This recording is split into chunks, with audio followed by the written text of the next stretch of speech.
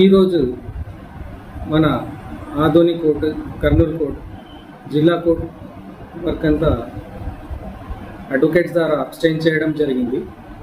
Abstain చేయడానికి కారణం ఏమంటే, ఒక న్యూస్ పేపర్లో సర్క్యూట్ బెంచ్ ఇస్తారు కర్నూలుకి, రెగ్యులర్ హైకోర్టు బెంచ్ ఇవ్వట్లేదని చెప్పేసి ఒక న్యూస్ ఐటమ్ వచ్చింది.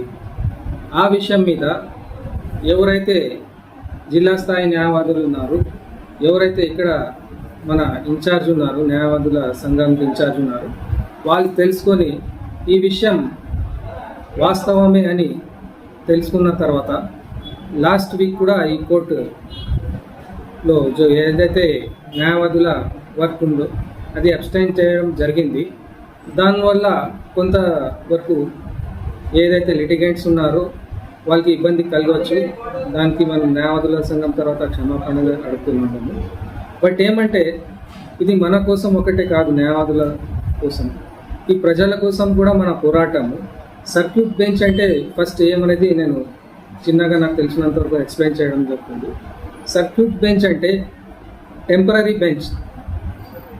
ఫస్ట్ ఏముంటుందంటే, హైకోర్టులో ఒక ప్రిన్సిపల్ బెంచ్ ఉంటుంది, ఏదైతే ప్రిన్సిపల్ కోర్టు ఉంటుంది. ప్రిన్సిపల్ కోర్టు అంటే మెయిన్ కోర్టు, హైకోర్టుది. అది ఇప్పుడు మనకు తాడేపల్లిలో ఉంది హైకోర్టు వచ్చేసి. బెంచ్ అని చెప్పేస్తే, బెంచ్ అనేది వచ్చేసి సింపుల్గా అర్థం కావాలంటే ఒక బ్రాంచ్, ఏదైతే మెయిన్ బ్రాంచ్ ఉంటుంది, హైకోర్టుది మెయిన్ బ్రాంచ్ ఉంటుంది, దానిలో ఒక బ్రాంచ్ వచ్చేసి మన కర్నూలులో పెట్టాలని చెప్పేసి న్యాయవాదుల ప్రతిపాదన ముందు నుండి ఉంది. ఈ సర్క్యూట్ బెంచ్ అంటే ఇప్పుడు బెంచ్ కాకుండా రెగ్యులర్గా ఇక్కడే మనకు బ్రాంచ్ ఇవ్వకుండా టెంపరీగా మన హైకోర్టు నుండి ఎవరైనా న్యాయవాదులు జడ్జెస్ వస్తారు. ఆ జడ్జెస్ వచ్చేసి కొంత సమయం వరకు, అంటే అది డేస్ కావచ్చు, మేబీ మంత్స్ కావచ్చు, టెంపరీగా ఆ కోర్టు వర్క్ నిర్వహిస్తారు. మ్యాటర్స్ వింటారు, కేసెస్ ఏమైనా ఉంటే, ఇక్కడ సంబంధించిన కేసెస్ ఏమైనా ఉంటే వినేసి దాని మీద విచారణ జరుగుతుంది. బట్ రెగ్యులర్గా ఆ కోర్టు జరిగే అవకాశాలు లేవు. మళ్ళీ ఆ సర్క్యూట్ కోర్టు ఏదైతే ఉందో మళ్ళీ వేరే చోట నిర్వహణ జరుగుతుంది. దీనివల్ల న్యాయవాదులు కానీ, ఎవరైతే లిటిగెంట్స్ ఉన్నారో కోర్టు ద్వారా వాళ్ళు న్యాయం కోరుతున్నారో వాళ్ళకి ఎటువంటి బెనిఫిట్ ఉండదని చెప్పేసి నేను అనుకుంటున్నాను.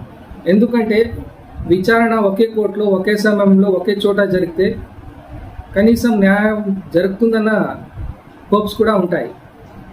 మళ్ళీ ఒకసారి సర్క్యూట్ బెంచ్ పెట్టిన తర్వాత కొన్ని రోజులు నిర్వహణ తర్వాత ఆ బెంచ్ మళ్ళీ టెంపరీగా మళ్ళీ మూవ్ చేసేస్తే మళ్ళీ ఎప్పుడు పెడతారు, ఎప్పుడు చేస్తారు, ఏ కేసెస్ హియరింగ్కి వస్తాయి అనేది కన్ఫర్మేషన్గా ఎవరు చెప్పలేరు. మళ్ళీ మనం ఏం చేయాలంటే, ఆ సర్క్యూట్ బెంచ్ నిర్వహణ లేకుంటే, మోషన్లో వర్కింగ్లో లేకుంటే మళ్ళీ మనం హైకోర్టుకి పోవాల్సి వస్తుంది. అక్కడే పోయి అప్రోచ్ కావాల్సి వస్తుంది. మళ్ళీ తాడేపల్లికి పోవాలా, మళ్ళీ అక్కడే రీచ్ కావాలా, మళ్ళీ అక్కడే మనం పెటిషన్స్ వేసుకోవాలా.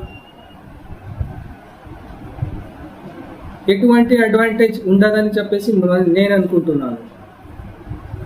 ఈ విషయంలో చాలామంది ఏమున్నారంటే, ఒక అన్కన్ఫర్మ్డ్ న్యూస్ మీద మీరు న్యాయవాదులు ఇట్లా కోర్టు వర్క్ బహిష్కరణ చేస్తున్నారు అని చెప్పేసి చాలామందికి మన వాళ్ళే కొద్దిగా అడుగుతున్నారు.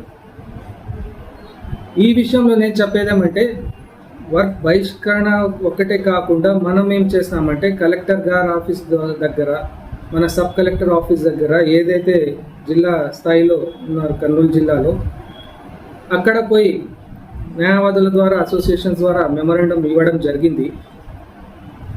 ఆ మెమరాండమ్స్ వచ్చేసి ఆ కలెక్టర్ ఆఫీసులో ఎవరెవరైతే ఉన్నారో, కలెక్టర్ గారు వాళ్ళైతే ఎవరైతే is just like representative in between the public and the government. Honorable Collector Garu, he might have taken this issue to the government. ఆయన గవర్నమెంట్ ఇన్ఫార్మ్ చేసి ఉండొచ్చు. ఆయన డ్యూటీ ఆయన చేసి ఉంటారు కూడా అని అనుకుంటున్నాను. బట్ ఇంత జరిగితే కూడా, ఇంత వర్క్ అబ్స్టైన్ జరుగుతుంది, మీడియాకు వస్తుంది, ధర్నాలు చేస్తున్నారు, న్యాయవాదులు కోర్టు వర్క్ బహిష్కరణ చేస్తున్నారు. కోర్టు వర్క్లో ఏదైతే న్యాయవాదులు పనిచేస్తారో న్యాయవాదుల వర్క్ స్తంభించడం జరిగింది. దానివల్ల ప్రజలు కూడా ఇబ్బంది.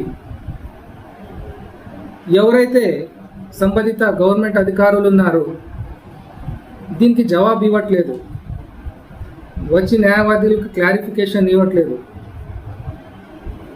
ప్రతి అడ్వకేట్స్ ప్యానల్స్లో కూడా just like YCP legal cell ఉన్నట్లు ఇతర party TDP legal cell, communist party legal cell and BJP party legal cell అని కూడా ఉంటారు. ఆ లీగల్ సెల్స్ కూడా they should take initiation and they should approach their respective parties and they should clarify this issue. ఏదైతే ఇది జరుగుతుంది నిజంగంటే ఇది government ద్వారా వచ్చిన ప్రతిపాదన సర్క్యూట్ బెంచా లేదా ఓన్లీ ఇది స్పూఫ్, ఏం అసలు ఇది విషయం అని చెప్పేసి క్లారిఫికేషన్ కూడా ఇవ్వట్లేదు. It seems the silent must be treated as admission. అంటే నిజమంటే ఇది వాస్తవమేనా?